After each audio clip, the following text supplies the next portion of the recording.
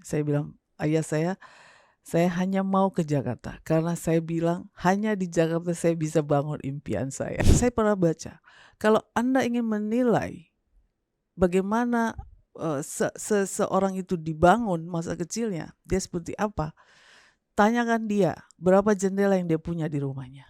Salah satu tantangan terberat kita adalah tumbang tindihnya regulasi. Ya, itu sangat memberatkan kita.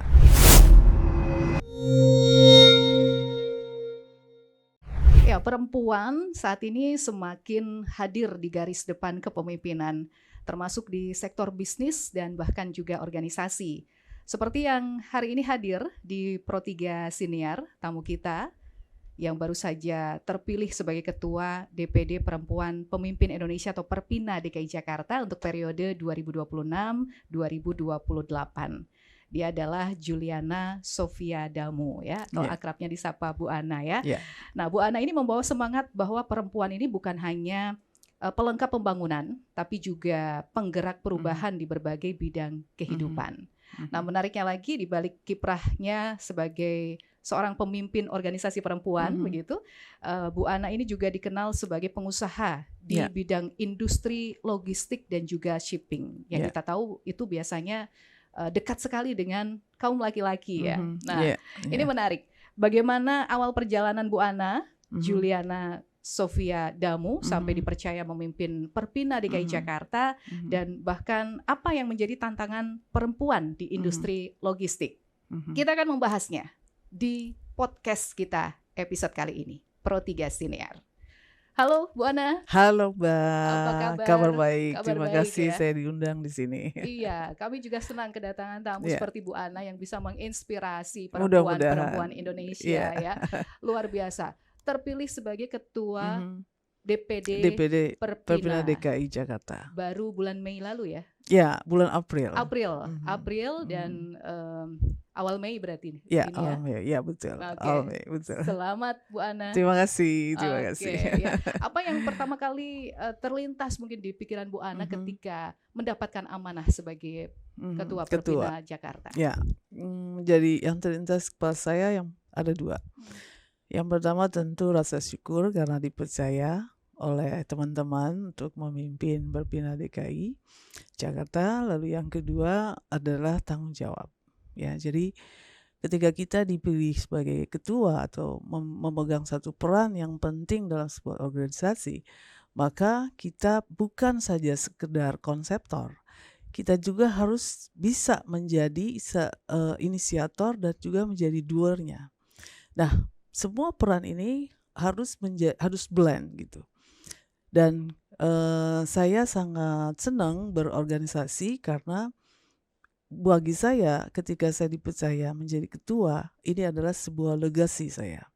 Legasi saya terhadap komunitas di mana saya berada.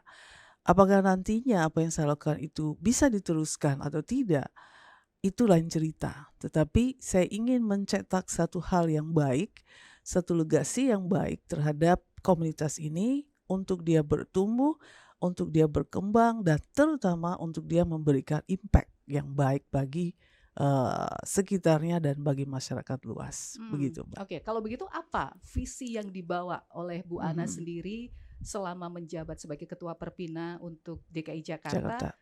Periodenya 2 tahun ke depan ya, sampai 2028 ya? Iya, jadi memang kita untuk ADRT yang lama saat ini sedang dalam proses revisi dari 2 tahun menjadi 5 tahun ya. Jadi kalau program saya ke depan, memang misi kami adalah membangun perempuan dengan global mindset. Karena saya percaya ketika kita memiliki global mindset ini bukan berarti kita terkooptasi dengan budaya global ya. Karena kita dibombardir oleh informasi dan budaya-budaya asing gitu ya, bukan seperti itu. Tetapi kita memiliki satu mindset yang advance. Apa itu mindset yang advance? Ketika kita bicara perempuan, kita bicara inklusivitas. Bagaimana suara perempuan itu bisa didengar oleh struktur, oleh sistem, oleh pemerintah, oleh komunitas di mana kita berada. Nah, ini sangat penting. Kenapa? Karena saya tadi bicara bahwa sistem di dunia ini, budaya yang dibangun sejak zaman dulu kala, itu adalah sistem patriarki. Sistem patriarki itu menentukan siapa yang berhak bicara. Nah, sedangkan perempuan itu menjadi masyarakat atau manusia nomor 2. Anda tidak diberi hak untuk bicara. Nah, itulah yang menurut saya salah satu yang ingin saya angkat di kepemimpinan kami adalah memiliki global mindset. Lalu kita memiliki satu tujuan ke arah sana, yaitu inclusivity, ya, inklusif, membangun critical thinking, membangun daya kreativitas perempuan. Lalu yang kedua adalah sustainability. Kita berhubungan dengan perempuan, berhubungan dengan sampah, berhubungan dengan climate change. Di NTT, saya orang Timor, di NTT itu perempuan harus berjalan sampai dengan 6-8 jam hanya untuk mendapat air bersih. Imagine, Mbak, di negara kita. Nggak usah jauh sampai NTT. Bahkan di daerah Bogor pun banyak orang masih sulit mengakses air bersih. Siapa yang terdampak? Perempuan dan anak. Ya. Sustainability issue. Lalu yang berikutnya adalah technology issue.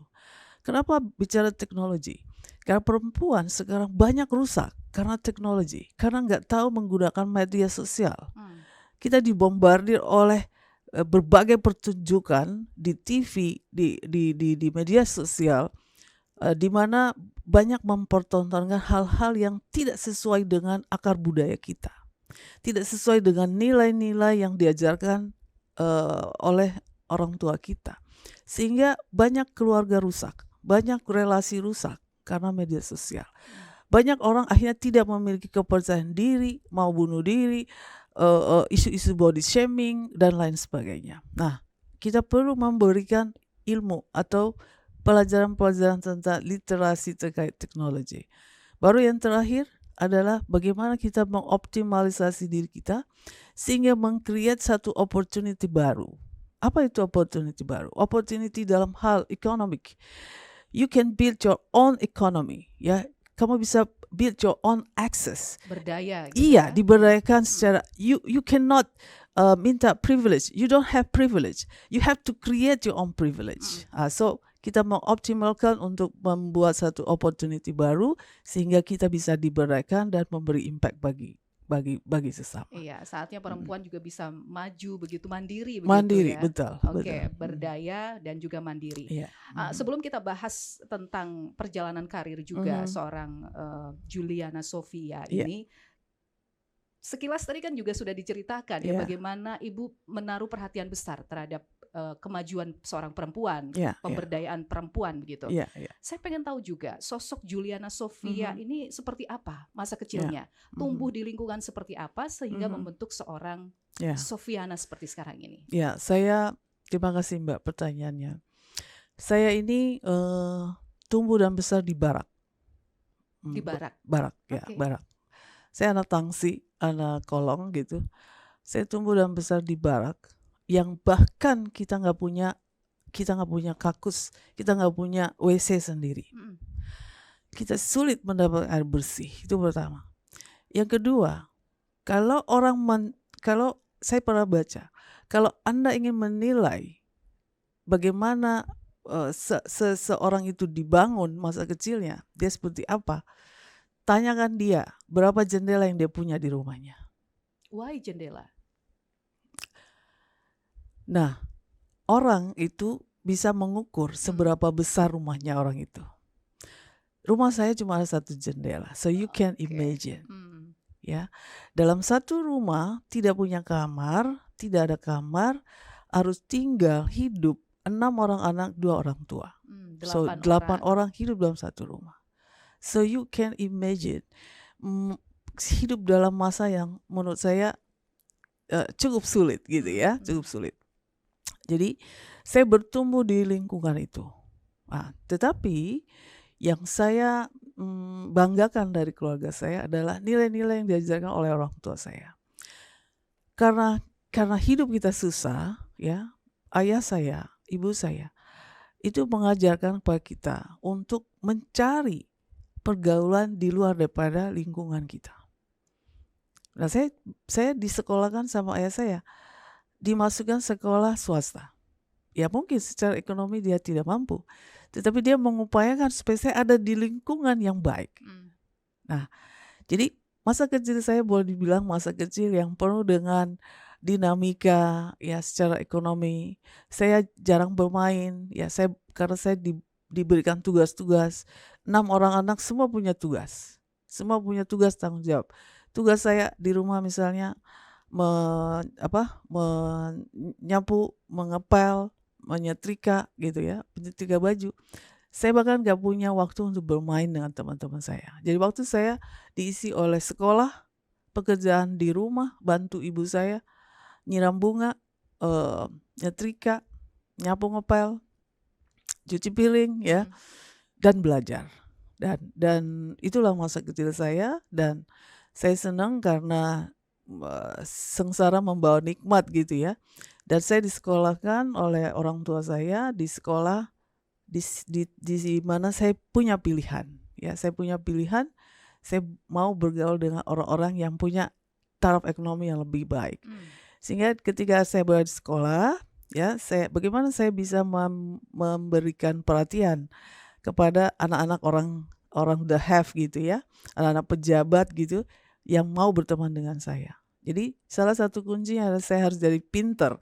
Saya harus menjadi orang yang paling pinter di kelas sehingga tempat orang bertanya. Nah, disitulah saya membangun network saya dengan anak-anak itu. Teman-teman saya rata-rata anak anak wakil gubernur, anak bupati, anak raja. Ada effort ya supaya bisa diterima. Ada effort ya. Jadi saya diterima. Dan disitulah saya melihat dunia lain. Dan saya bilang sama diri saya, this is what I want. Gitu. Berarti tidak hanya mengenal barak, tapi sudah keluar dari situ ya, menemukan juga ekosistem yang lebih luas, pertemanan, pergaulan begitu ya. Sampai kapan Ibu menghabiskan waktu di wilayah di barak tadi? Dari saya masa kecil banget, dari saya lahir sampai saya lulus SMA tahun 1992. So ketika saya ada di situ, saya bilang, no, this is not I want, this is not the life that I want gitu loh. Saya bilang, bukan saya mengecilkan pergaulan yang ada di situ, tapi Mbak bisa bayangkan, ketika Mbak ada di satu lingkungan yang seperti itu, pasti cara orang berpikir pun beda. Bahasa-bahasa yang Mbak dengar itu bahasa-bahasa yang kasar, bahasa-bahasa yang gak enak didengar. Dan this is not the life that I want, saya bilang sama diri saya. Makanya disitulah saya mempunyai satu determinasi yang kuat bahwa saya harus keluar dari situ dan membangun impian saya sendiri, membangun kehidupan saya sendiri. And Jakarta is the only destination yang saya mau bangun diri saya gitu. Jakarta ya. Jakarta tujuannya. Tahun berapa itu sampai akhirnya pindah ya. Tahun 92 saya tamat SMA. Lalu saya bilang saya nggak lulus UMPTN waktu itu ya. Saya diterima di sekolah Fakultas Kesehatan Masyarakat di salah satu university di daerah Sulawesi. Tapi saya bilang sama ayah saya mau ke Jakarta. Saya bilang, ayah saya hanya mau ke Jakarta karena saya bilang hanya di Jakarta saya bisa bangun impian saya. Itu setahun 92 saya lulus, saya diterbangkan sama ayah saya. Berangkat sendiri, tadi Mbak tanya datang sendiri. Saya lulus SMA, mungkin usia saya waktu itu masih sekitar 17 tahun. Naik pesawat sendiri dari Dili, dari Bandara Komoro, Dili ke Denpasar, Bali, transit di Bali. Lalu dari Bali saya naik bus ke Pulau Gadung sendirian. Pengalaman pertama? Wow. First time naik pesawat dan first time berangkat dari Bali ke Jakarta Pulau Gadung sendiri, perempuan 17 tahun. Dan planningnya saya akan dijemput sama keluarga dari Kelapa Gading. Ternyata saya tiba lebih cepat. Harusnya saya tiba jam 6 pagi, busnya saya tiba jam 4 pagi. So saya nggak mau tunggu di terminal Pulau Gadung kan nggak seperti sekarang gitu waktu itu. Asing pula ya. Wow, saya bilang, saya turun dari, wah ini masih jam 4. Lalu saya panggil ojek, ya ada ojek gitu, saya panggil, bang antar saya ke alamat ini. Lalu dia antar saya kan masih gelap kan, saya nggak tahu Kelapa Gading seperti apa gitu loh. Terus dia putar saya kan, saya bilang stop, bang kau jangan tipu-tipu saya bilang, kau jangan tipu-tipu saya, kamu bawa saya kemana nih, saya bilang gitu. Ini saya lagi cari alamat, kau harus bawa saya ke alamat yang benar ya, saya bilang gitu. Kalau enggak saya turun, saya nggak bayar kamu, saya bilang gitu. Bayangkan Mbak, 17 tahun, anak rantau baru datang Jakarta. Subuh-subuh berani ngancam. Akhirnya diantar, saya nyampe ke rumah keluarga relatif kami di Jakarta, di Kelapa Gading. Mereka pergi jemput saya. Gak ketemu berarti? Gak ketemu, selipan, ya kan. Terus mereka punya rumah pagarnya tinggi. You know what I did? Saya naik pagar, saya loncat pagar, saya duduk di teras dan menunggu mereka datang. Jadi saya pengen bilang bahwa masa kecil saya memberikan satu keberanian. Keberanian yang tadi perjalanan saya lakukan. Kalau saya flashback lagi dengan kehidupan yang sekarang, anak-anak saya mungkin saya nggak yakin mereka bisa melakukan apa yang saya lakukan gitu. Oke. Satu pelajaran yang menarik dari apa yang diceritakan Bu Ana tadi yang sempat kita dengarkan adalah perempuan harus punya motivasi dulu ya. Punya motivasi, kemudian ada keberanian untuk mewujudkan mimpi-mimpi tadi. Ini menarik. Sampai akhirnya Bu Ana sekarang ini berkecimpung di bidang bisnis logistik dan juga shipping. Ini menarik juga. Yang biasanya identiknya dengan laki-laki, Bu Ana. Gimana bisa kecemplung di situ? Saya itu masuk industri ini itu bukan by design, katanya by accident gitu. Jadi saya masuk industri, saya tahun 92 saya masuk sekolah di Jakarta, saya studi di ASMI Jakarta Pulau Mas. Lalu tahun 93 saya ditawarin sama dosen saya. Juliana, kamu mau kerja nggak? Ya mau dong Pak gitu. Akhirnya saya pergi interview, saya diterima kerja di daerah Cakung sana, KBN Cakung. Nah saya nggak tahu kalau itu industri logistik yang saya masuk. Tapi ketika saya masuk, saya lihat ada lapangan, ada banyak trailer, ada kontainer, ada pergerakan barang, ada buru-buru yang bekerja, lalu saya ke pelabuhan, lihat kapal dan lain-lain gitu. Saya kayak jiwa saya itu kayak nyatu gitu loh. Dan saya benar-benar jatuh cinta dengan industri ini tahun 93 ketika saya pertama bekerja di situ. Jadi setelah saya kerja di situ 3 tahun, saya berhenti, lalu saya kerja dengan perusahaan asing sekitar 4 tahun, lalu saya menikah. Terus karena saya pengen punya anak, saya ada pergi treatment di dokter, saya treatment gitu, akhirnya saya putuskan untuk berhenti bekerja. Lalu saya vakum bekerja, nggak bekerja selama 3-4 tahun karena saya treatment dan saya hamil, punya anak 1, punya anak 2, saya nggak bekerja. Tahun 2004 saya dipanggil lagi sama mantan bos saya. Saya bilang, Pak, dari mana kau tahu saya ada di sini? Saya udah berusaha menghilang. Enggak, saya tahu kamu bukan perempuan yang cocok di rumah, katanya. Saya bilang, apa maksudnya Pak? Kamu tuh cocoknya sini, kerja gitu. Kamu punya banyak yang bisa kamu explore. Ada kepercayaan orang lain terhadap diri saya. Lalu karena kepercayaan itu saya datang bekerja. Tahun 2004 saya join lagi sama mantan bos saya bekerja. Lalu tahun 2005 singkat cerita mereka pecah kongsi bla bla bla. Akhirnya disitulah saya masuk menjadi salah satu shareholder dan memiliki perusahaan. Sampai saat ini perusahaannya sudah saya jalankan, berarti kurang lebih 22 tahun sudah saya jalankan dan udah menjadi major shareholder di saya gitu. Oke, apa sih menariknya di industri logistik ini yang membuat Ibu match begitu ya, Iya, dari iya, tahun 93 itu. iya. Jadi industri logistik industri yang sangat dinamis ya. Dalam pekerjaan logistik itu nggak ada pekerjaan yang sama gitu. Jadi bagaimana kita menilai satu pekerjaan itu berdasarkan komoditinya. Jadi kayak misalnya Mbak pegang radio sama meja, ini DNA-nya beda nih. Sama kursi DNA-nya beda. Nah ini kerjaan logistik. Nah how do we treat ini? Radio, gimana kita treat meja, gimana kita treat kursi, itu berbeda.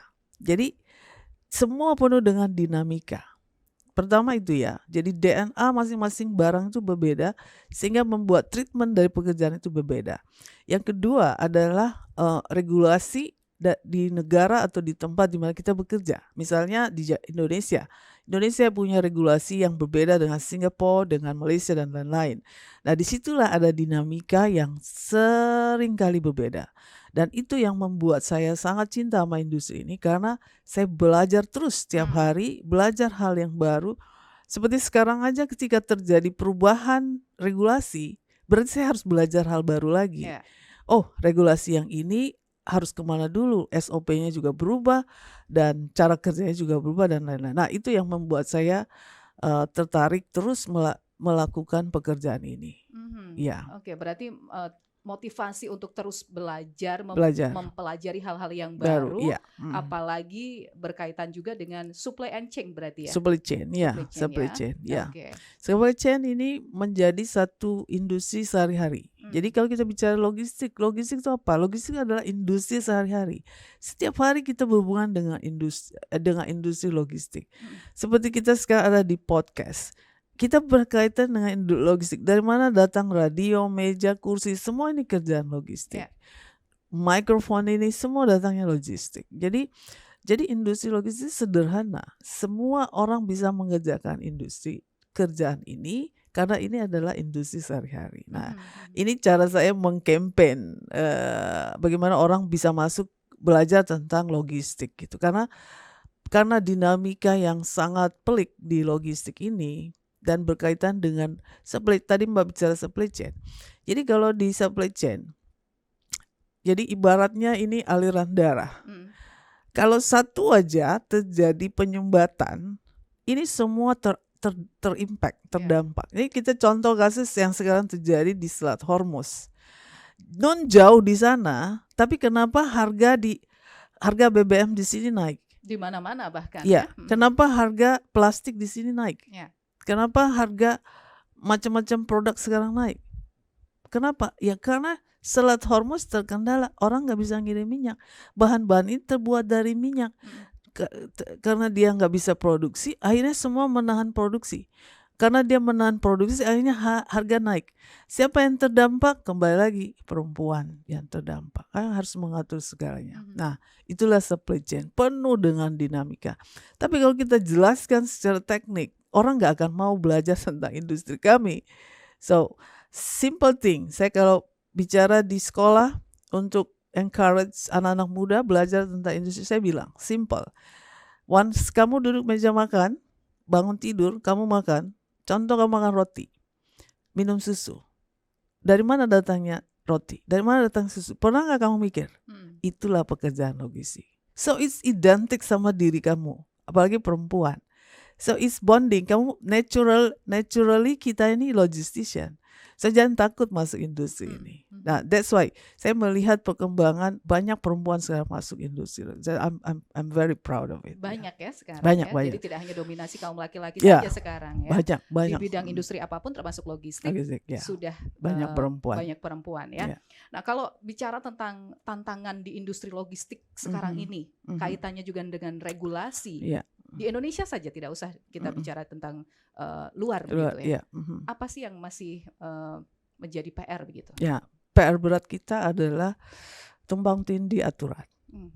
Mbak bayangkan, di industri kami logistik itu yang terlibat dalam industri kami itu ada kurang lebih 18 kementerian dan lembaga. Imagine.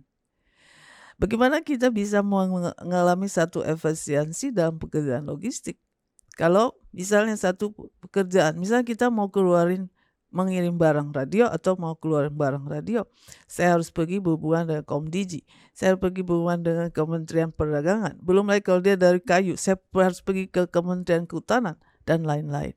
Ya, saya harus pergi ke surveyor dan lain-lain. Dan itu semua cost. Ya, itu semua takes time gitu loh. Jadi salah satu tantangan terberat kita adalah tumbang tindihnya regulasi. Ya, itu sangat memberatkan kita. Kenapa Singapura bisa maju? Karena Singapura memiliki sistem yang very simple, ya sangat simple, sangat sederhana. Nah, ini yang kita perlu belajar dan kita perlu terus melihat bahwa kalau kita, sebenarnya semua orang tahu, semua orang pengambil kebijakan pun tahu, ya bagaimana impactnya ketika satu regulasi dirubah. Impactnya itu bukan di meja di mana dia tanda tangan. Impactnya itu di lapangan ketika orang bekerja. Karena sudah tidak sesuai, tidak align lagi dengan aturannya. Nah, disitulah yang perlu terus kita dorong untuk supaya kita suarakan, supaya mereka memahami bahwa pembuat kebijakan itu memahami bagaimana pentingnya sebuah regulasi yang dibuat itu didasarkan oleh implementasi di lapangan. Nah, ini terbalik soalnya. Ini terbalik. Dibuat dulu baru diimplementasi. Harusnya dilihat dulu bagaimana sih simulasi di lapangannya nanti seperti apa. Nah, ketika itu terjadi baru di sana diskusi dan ambil keputusan. Menurut saya itu yang perlu dilakukan. Oke, karena ketidakefektifan tadi dengan tumpang tindih birokrasi dan lain sebagainya, nanti yang kena imbas masyarakat juga kan, konsumen kan. End usernya adalah konsumen akhir. Konsumen adalah akhir. Victimnya pasti mereka. Betul. Harga pasti naik. Pasti naik. Nah, ditambah dengan kondisi sekarang ini tadi karena Selat Hormuz yang mengalami hambatan ya di sana, harga BBM kan naik ya. Naik ya. Nah, udah pasti naik. Logistik semua. Gimana? Pasti naik. Menyiasatinya. Ya, jadi apa yang kita siasati adalah efisiensi. Ya, efisiensi artinya bagaimana kita merestructure, meredesign lagi sistem operation kita. Apakah masih ada cost-cost yang bisa kita hemat-hemat, ya? Di situ kita berkoordinasi dengan tim-tim lapangan kita. Nah, jika sekiranya sudah nggak ada lagi, berarti ya kita harus berdiskusi dengan klien kita, ya, bahwa implikasi dapat dan semua klien tahu bahwa ketika fuel naik, mereka pasti tahu dan mereka pasti membuat budget kenaikan itu sudah ada. Konsekuensi sebagai sebuah konsekuensi. Tetapi dampaknya adalah mereka akan menahan produksi. Mereka akan menahan barangnya, wait and see. Nah, disitulah harga melonjak, disitulah kesempatan orang-orang ini, perusahaan-perusahaan ini mengambil keuntungan. Karena kan sudah ada perbedaan harga di situ. Sudah ada selisih harga. Dia menahan produksi atau dia menahan barangnya sambil harga ini naik terus. Kan di supply di pasar nggak ada nih. Nah, dia kan boleh name it, dia boleh ngomong berapa aja harganya. Ketika dia taruh orang berebutan. Disitulah dia ambil keuntungan. So semua itu sudah diperhitungkan, Mbak. Oke. Itu secara kerjanya begitu ya? Iya, cara kerjanya seperti itu. Tapi industri logistik ini memang tidak bisa dipungkiri kalau Indonesia, apalagi ini negara kepulauan ya, negara kepulauan membutuhkan struggling tersendiri begitu. Tapi menarik kalau tadi Bu Ana sudah jelaskan kesehariannya memantau terus pergerakan barang gitu ya, supply and chain tadi. Bagaimana cara menjaga keseimbangan sekarang antara pekerjaan, kemudian keluarga, dan juga organisasi yang harus seimbang ini semuanya. Iya, betul. Jadi ya kembali lagi saya bersyukur karena saya saya dididik militer dan dididik sangat disiplin dengan waktu terutama ya. Jadi bagaimana menyeimbangkannya? Ya, pertama kita belajar manajemen itu ada manajemen delegasi ya, mendelegasikan tugas-tugas kita ya. Jadi dalam perusahaan kan ada beberapa perusahaan yang saya pimpin, yang saya kelola, yang saya pemiliknya. Saya ada pendelegasian tugas ya. Jadi kayak sekarang saya ada di sini, saya nggak worry perusahaan saya nggak dijalankan, sudah ada pendelegasian tugas. Jadi caranya adalah saya membuat sistem sistem yang mudah saya kontrol, ya. Jadi dengan cara membuat sistem itu, saya akan nggak takut dengan kegiatan-kegiatan saya di tempat lain. Jadi di beberapa perusahaan sekarang, saya ada 4 perusahaan yang saya kelola, dan semuanya sudah ada key person yang taking care of it. Jadi saya punya sistem bagaimana saya mengontrol mereka. Lalu kalau di rumah juga sama, di rumah juga anak-anak saya sudah saya didik untuk mandiri. Jadi ketika mereka tahu, oh maminya nggak ada, mereka tahu mau makan nggak perlu telepon mami gitu loh. Saya boleh bilang ya Mbak, saya gimana, apa indikasinya bahwa sistem yang saya buat itu sudah terjalankan dengan baik. Saya sering bepergian ke entah kemana, saya boleh tanya sama teman saya, adakah saya ditelepon sama anak saya, adakah saya ditelepon sama suami saya? Enggak pernah. Maka mereka sering tanya saya, kamu tuh nggak dicari ya? Di rumah kamu nggak dicari ya? Saya bilang, buat apa mereka cari saya? Mereka udah tahu apa yang mereka harus kerjakan. Mereka tahu saya ada di mana gitu. Jadi sistem itu kita buat supaya sistem itu yang kita buat itu adalah sistem yang mudah kita kontrol. Dan itu yang saya jalankan, termasuk dalam melaksanakan fungsi saya di organisasi. Organisasi saya punya sekretaris, saya punya bendahara, dan teman-teman yang menjalankan DPC, teman-teman yang menjalankan bidang-bidang. So, kita bikin program kerja bersama-sama. Ada yang menginisiasi, kita bikin program, dan semua program harus ada yang bisa kontrol. Sejauh mana program itu bisa dijalankan dan berapa pencapaiannya. Kita punya KPI-nya. Dan saya punya tim di kantor saya sendiri yang membuat rekaman-rekaman, arsip-arsip terhadap pekerjaan itu, dan juga publikasi-publikasi terhadap pekerjaan itu. Sehingga saya juga mudah kontrol. Kalau saya lihat medsos, oh udah naik beritanya, oh ini kerjaan kemarin naik. Jadi sistem itu yang saya bangun. Jadi so far saya lihat masih oke. Masih bisa dijalankan. Memang kuncinya adalah membangun sistem, dan membangun sistem itu juga tidak instan kan, tidak pasti instan. ada proses yang dilalui begitu. Betul. Ya, sampai akhirnya sudah berjalan sesuai dengan yang kita inginkan. Betul. Tidak pernah mendapat telepon dari suami ataupun anak, tapi tidak berarti mereka tidak tahu keberadaan Bu Ana ya. Pasti mereka tahu ya apa saja aktivitasnya. Nah, bicara tentang prinsip hidup ini sekarang Bu Ana, apa prinsip yang masih dipegang sama Ibu sampai saat ini? Prinsip yang pertama adalah solidaritas. Ya, solidaritas itu menurut saya itu yang saya pegang kuat. Solidaritas itu artinya kita ketika kita dipercayakan untuk melakukan apapun, di situ rasa tanggung jawab kita itu, rasa syukur kita bentuk daripada solidaritas.